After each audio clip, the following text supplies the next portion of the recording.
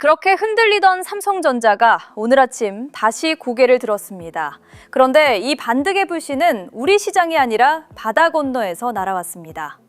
투자자 여러분 반갑습니다. 2026년 7월 10일 오늘도 주식 공부 시작하겠습니다. 오늘은 반가운 소식으로 이야기를 시작해 보겠습니다. 그동안 마음 졸이며 삼성전자를 지켜보던 분들에게 오늘 아침은 조금 달랐습니다. 정규장이 열리기도 전인 이른 아침부터 삼성전자가 오르기 시작한 것입니다. 개장 전 거래에서 삼성전자는 3% 넘게 상승하며 27만 원대를 회복했습니다. 며칠째 파랗던 화면에 오랜만에 빨간불이 켜진 것입니다. 그런데 이 반등에는 우리가 꼭 알아야 할 배경이 있습니다.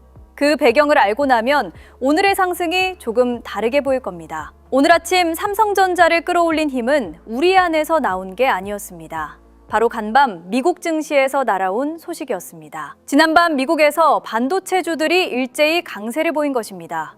그 훈풍이 아침 우리 시장으로 그대로 넘어왔습니다. 반도체는 이제 하나의 글로벌 사슬로 묶여있기 때문입니다. 미국 반도체가 웃으면 우리 반도체도 함께 웃는 구조입니다. 그렇다면 대체 미국에서 무슨 일이 있었던 걸까요? 이번 상승의 중심에는 미국의 마이크론이라는 기업이 있었습니다. 마이크론은 미국을 대표하는 메모리 반도체 기업입니다. 삼성전자와 같은 메모리 시장에서 경쟁하는 세계적인 회사입니다. 그 마이크론이 간밤에 4% 넘게 급등한 것입니다. 그런데 마이크론이 오른 이유가 삼성전자 투자자에게도 아주 중요합니다. 단순히 남의 회사가 올랐다는 이야기가 아니기 때문입니다. 마이크론이 급등한 이유는 어마어마한 투자 계획을 발표했기 때문입니다. 마이크론은 2035년까지 미국 내 공장 등에 2,500억 달러 이상을 투자하겠다고 밝혔습니다. 우리 돈으로 환산하면 수백조 원에 이르는 천문학적인 규모입니다. 왜 이렇게 큰 돈을 쏟아붓겠다고 했을까요?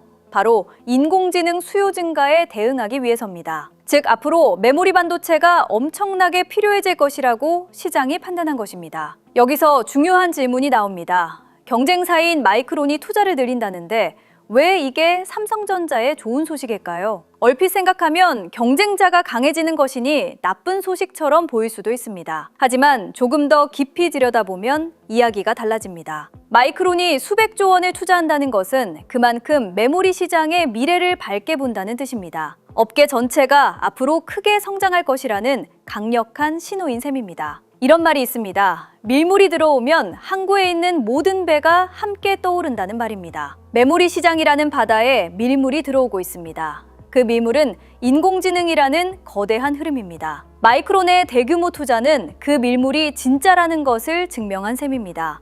그리고 이 밀물이 들어오면 그 바다에 떠있는 삼성전자라는 배도 함께 떠오릅니다. 경쟁사의 투자 소식이 오히려 업계 전체의 성장을 확인해 준 것입니다. 그리고 삼성전자는 바로 이 메모리 시장의 세계적인 강자입니다. 인공지능 시대에 꼭 필요한 고성능 메모리에서 삼성전자는 다시 앞서 나가고 있습니다. 메모리 수요가 폭발할수록 삼성전자가 누릴 목도 커집니다. 마이크론이 미래를 밝게 보고 투자를 늘린 그 시장에 삼성전자가 이미 든든히 자리 잡고 있는 것입니다. 그러니 오늘 아침의 반등은 단순한 기술적 반등이 아닙니다.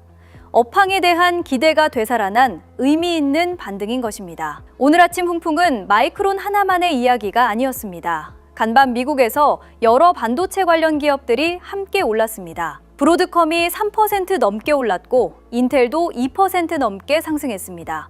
샌디스크는 7% 넘게 급등했습니다. 반도체 업종 전반에 다시 온기가 돌기 시작한 것입니다. 이렇게 업종 전체가 함께 오를 때 그 흐름은 더 힘이 받습니다. 여기서 균형을 위해 한 가지는 짚고 넘어가겠습니다.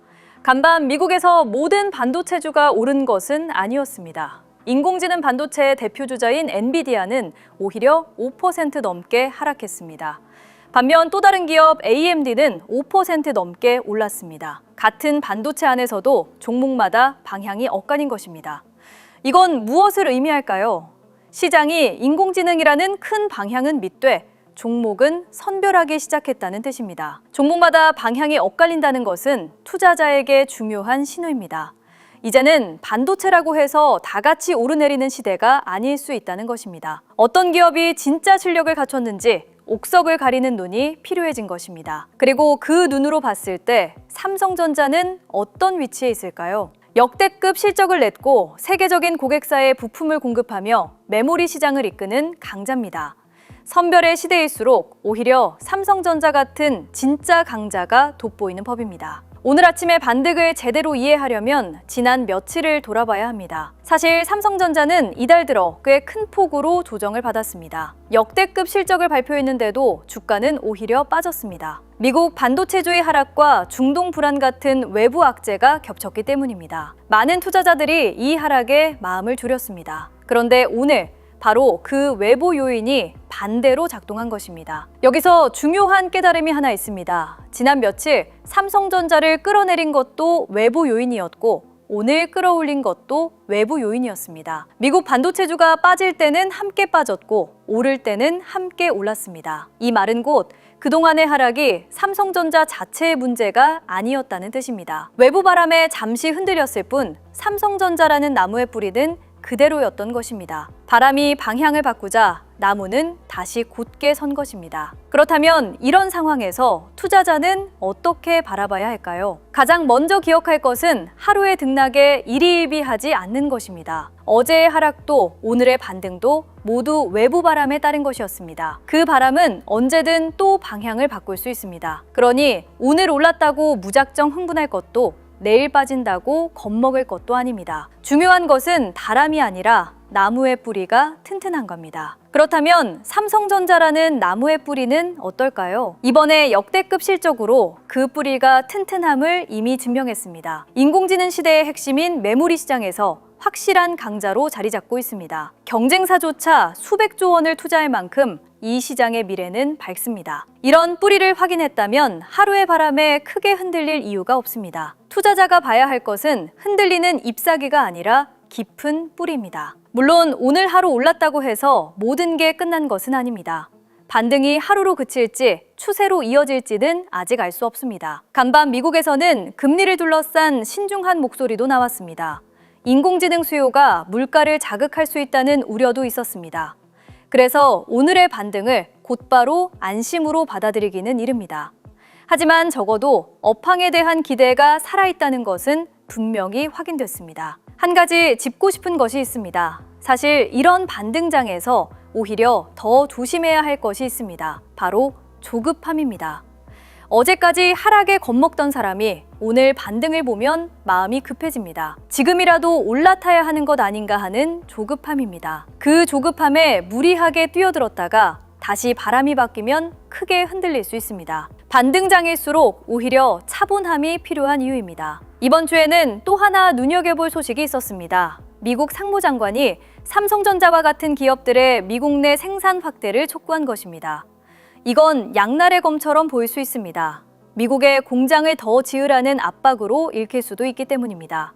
하지만 뒤집어 보면 그만큼 삼성전자의 기술과 생산 능력이 세계적으로 중요하다는 뜻이기도 합니다. 미국조차 삼성전자를 자국에 붙잡아 두고 싶어 한다는 방증인 셈입니다. 지금까지의 이야기를 하나로 꿰어보겠습니다. 마이크론의 대규모 투자, 미국 반도체주의 강세, 삼성전자의 반등, 이 모든 것의 중심에는 인공지능이 있습니다. 인공지능이 커질수록 메모리가 필요하고 그 메모리의 강자가 삼성전자입니다. 지난 며칠의 하락도 오늘의 반등도 이 큰 그림 안에서 벌어진 출렁임이었습니다. 큰 그림이 그대로라면 하루의 등락은 그 안에 작은 물결일 뿐입니다. 그렇다면 이런 상황에서 투자자는 구체적으로 무엇을 하면 될까요? 첫째, 하루의 등락에 즉각 반응하지 않는 것입니다. 오늘 올랐다고 서둘러 따라 사고 내일 빠졌다고 서둘러 파는 것을 멈추는 것입니다. 둘째, 삼성전자의 본질이 그대로인지를 확인하는 것입니다. 실적과 메모리 경쟁력이 여전하다면 하루의 등락은 소음일 수 있습니다. 셋째, 감당할 수 있는 범위 안에서만 움직이는 것입니다. 이 세 가지만 지켜도 많은 실수를 피할 수 있습니다. 앞으로 무엇을 지켜보면 될지 정리해 보겠습니다. 첫째, 미국 반도체주의 강세가 며칠 더 이어지는지입니다. 둘째, 외국인 투자자들이 삼성전자를 다시 사들이는지입니다. 셋째, 인공지능 관련 투자와 수요 소식이 계속 나오는지입니다. 넷째, 하반기 메모리 가격이 실제로 오르는지입니다. 이런 신호들을 차분히 지켜보면 오늘의 반등이 진짜인지 아닌지가 점점 선명해질 것입니다. 지난 며칠을 돌아보면 흥미로운 사실이 하나 있습니다. 똑같은 하락과 반등을 겪었는데 어떤 사람은 크게 흔들렸고 어떤 사람은 담담했습니다. 그 차이는 정보의 양이 아니었습니다. 두 사람 모두 같은 뉴스를 봤습니다. 차이는 하루의 바람에 휩쓸리지 않을 자기만의 축이 있느냐 없느냐였습니다. 축이 있는 사람은 뿌리를 받고 축이 없는 사람은 잎사귀만 받습니다. 폭락에도 흔들리고 반등에도 조급해지는 이유, 그 뿌리는 하나입니다. 바로 자기만의 판단 기준이 없기 때문입니다. 기준이 없으면 아무리 많은 정보를 알아도 결국 감정에 끌려다닙니다. 오늘 같은 반등장에서조차 기준이 없으면 조급함에 흔들립니다. 흔들림의 진짜 이유는 정보 부족이 아니라 기준의 부재였던 것입니다. 오늘의 반등은 반가운 소식입니다. 하지만 이 반등이 우리에게 주는 진짜 교훈은 주가가 올랐다는 사실이 아닙니다. 어제의 하락도 오늘의 반등도 모두 외부 바람에 따른 것이었다는 사실입니다. 그 바람에 매번 휩쓸릴 것인지 아니면 뿌리를 보며 담담할 것인지 그 선택이 결국 우리의 투자를 완전히 다르게 만듭니다. 오늘의 반등을, 그 선택을 돌아보는 계기로 삼으시면 좋겠습니다. 오늘 이 영상이 남겨야 할 것은 삼성전자를 사라거나 팔라는 말이 아닙니다. 하락이든 반등이든 그 어떤 바람 앞에서도 흔들리지 않을 나만의 기준이 필요하다는 사실입니다. 주가가 빠졌다고 겁먹지도 잠깐 올랐다고 흥분하지도 않는 것. 그 균형을 잡아주는 것이 바로 자기만의 투자 기준입니다. 나만의 투자 기준이 있어야 시장에 흔들리지 않는다는 말은 바로 이런 순간을 위해 존재합니다. 여기까지 오면서 한 가지는 분명해졌을 겁니다. 우리가 흔들리는 이유는 정보가 부족해서가 아니라 축이 없기 때문이라는 것입니다. 오늘의 반등도 축이 있는 사람에게는 차분한 하루였고 없는 사람에게는 조급한 하루였습니다. 그렇다면 이제 남은 것은 하나입니다. 바로 그 기준을 직접 세우는 일입니다. 바람에 휩쓸리지 않고 뿌리를 보게 해줄 흔들리지 않는 나만의 기준.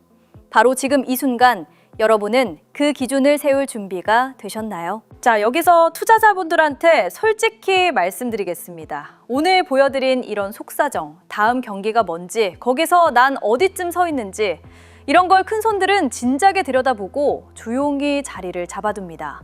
반대로 우리 같은 개인들은 그 다음 패가 뭔지 들여다볼 새도 없이 남들 파니까 덩달아 팔고 나서 늘 한 발 늦게 후회하게 되죠. 왜 이렇게 늦을까요? 정보가 없어서가 아닙니다. 오히려 요즘은 정보가 넘쳐나죠. 다만 그 쏟아지는 소식 중에 뭐가 진짜 중요한 신호이고 어떤 게 그냥 소음인지 이걸 가려내 하나로 꿰어볼 기준이 우리한텐 없는 거죠. 큰손들은 그걸 전담하는 사람을 따로 두고 재산을 불립니다. 결국 이 기준의 차이가 처음부터 판을 가르는 겁니다. 게다가 더 뼈아픈 차이가 하나 더 있습니다. 우리가 가진 돈이 한정돼 있다는 점이죠. 큰손들은 판단이 한 번 늦어도 다른 데서 매우 여유가 있습니다. 그런데 우리는 한정된 돈으로 한두 번만 잘못 들어가도 다시 바칠 여윳돈이 없는 거죠. 그래서 정보를 챙기는 것보다 그 한정된 돈을 어디에 어떻게 나눌지 그 기준을 잡는 게 훨씬 더 중요합니다. 결국 이 시장에서 살아남는 건 정보가 많은 사람이 아니라 자기 기준이 있는 사람입니다. 그래서 이번엔 큰맘 먹고 두 가지를 함께 준비했습니다. 하나는 전자책입니다. 투자자가 대체 뭘 어떻게 해야 수익을 낼 수 있는지 그 길을 처음부터 끝까지 7개의 기준으로 정리한 책이죠. 또 하나는 AI 주식 기준표입니다. 복잡한 시장을 매일 대신 분석해서 오늘 뭘 지켜봐야 하는지 한눈에 보여주는 도구죠. 기준을 왜 세워야 하는지는 전자책이, 그 기준을 매일 어떻게 적용하는지는 기준표가 채워주는 겁니다. 먼저 전자책부터 말씀드리죠. 제목은 잃지 않는 투자자의 7가지 기준입니다. 감이 아니라 기준으로 수익 내는 법을 담았죠. 개인이 왜 늘 한 발 늦는지, 사기 전에 뭘 점검해야 하는지, 언제 담고 언제 덜어내야 하는지, 그리고 폭락장을 어떻게 기회로 바꾸는지까지, 특히 투자금 규모에 따라 전략이 완전히 달라야 한다는 걸 300만 원부터 5억 원 이상까지 구간별로 나눠서 정리해뒀습니다. 내 돈이 어느 구간인지 보고 거기에 맞는 스탠스만 지켜도 절반은 성공인 셈이죠. 그 다음은 AI 주식 기준표입니다. 쓰는 법은 정말 간단합니다. 첫째, 아침에 한번 열어보세요. 전날 시장에서 어떤 신호가 나왔는지, 오늘 주목할 자리가 어디인지 AI가 정리해두는 걸 확인만 하면 됩니다. 둘째, 신호만 보시면 됩니다. 지금이 담을 자리인지, 지켜볼 자리인지 비중을 줄일 자리인지 어려운 차트 해석 없이 신호만 보고 판단하실 수 있죠. 셋째, 본인 투자금 단계에 맞춰보세요. 소액이면 소액에 맞는 기준, 큰 돈이면 그에 맞는 기준이 따로 표시되니까요. 하루 딱 5분, 그거면 충분합니다. 공부할 시간이 없는 분일수록 오히려 더 필요한 도구인 셈이죠. 여기서 딱 하나만 분명히 짚고 넘어가겠습니다. 이거 절대 리딩방 가입이 아닙니다. 유료 결제도 전혀 없습니다. 어느 종목 사라, 팔아라 찍어주는 곳은 더더욱 아니죠. 솔직히 요즘 그런 걸로 피해보신 분들 정말 많잖아요. 그래서 더 분명히 말씀드립니다. 돈 달라는 얘기 단 한 번도 안 나옵니다. 이건 그냥 여러분이 스스로 판단할 수 있게 기준을 잡아드리는 자료입니다. 물고기를 던져주고 돈 받는 게 아니라 낚시하는 법을 알려드리는 거죠. 부담 없이 받아보시고 도움이 안 되면 안 쓰시면 그만입니다. 그러니 정말 편하게 받아가세요. 많은 분들이 여기서 의심하시죠. 공짜라니 뭔가 있는 거 아니야? 단언컨대 아무것도 없습니다. 저는 이 채널을 키우려고 준비한 것들이거든요. 여러분이 받아가시고 도움이 됐다 싶으면 구독하고 좋아요 한번, 그리고 댓글 한 줄 남겨주시는 거, 저는 그거면 충분합니다. 그렇게 채널이 커지면 저도 더 좋은 분석으로 보답할 힘이 생기죠. 서로한테 득이 되는 구조입니다. 그리고 이 자료의 가장 큰 강점은 한 번 만들고 끝이 아니라 매일매일 새로 갱신한다는 점이죠. 시장은 하루가 다르게 바뀝니다. 오늘 맞는 얘기가 다음 주엔 안 맞을 수도 있죠. 그래서 어제 자료가 아니라 여러분이 받으시는 바로 그날 기준으로 가장 따끈한 상황을 정리해드립니다. 날짜 지난 신문은 소용없으니까요. 받는 방법은 어렵지 않습니다. 먼저 구독과 좋아요를 눌러주시고 댓글창에 구독 완료라고 짧게 한마디 남겨주세요. 그 다음 더보기란과 댓글에 있는 링크에서 간단한 양식만 작성해 주시면 됩니다. 자료 받으실 곳하고 본인 투자금이 어느 정도인지 그 정도만 표시해 주시면 전자책과 기준표를 한 번에 챙겨서 보내드리겠습니다. 진짜 부의 이동은 모두가 웃을 때가 아니라 시장이 흔들릴 때 조용히 일어났습니다. 누군가는 공포에 팔았고 누군가는 묵묵히 자기 기준을 지켰습니다. 그 선택은 몇 년 뒤 분명하게 나뉘었죠. 오늘 그냥 지나치는 분과 오늘부터 나만의 기준을 세우는 분, 1년 뒤 두 분의 자리는 완전히 달라져 있을 겁니다. 혼자 그 기준을 세우기 어려우셨다면 이 전자책과 기준표가 곁에서 함께 해드리겠습니다. 오늘이 그 출발선이 되었으면 합니다.